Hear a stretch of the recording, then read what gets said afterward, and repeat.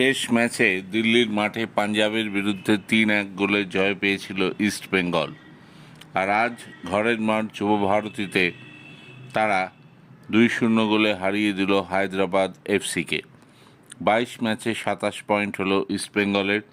86 মিনিটে হায়দ্রাবাদের আত্মঘাতী গোল করেন মনোজ মোহাম্মদ, তবে এর পেছনে ডেভিডের অবদান আছে। ডেভিডের হেড বাধ্য করে মনোজকে বলটা গোলে পাঠিয়ে দিতে।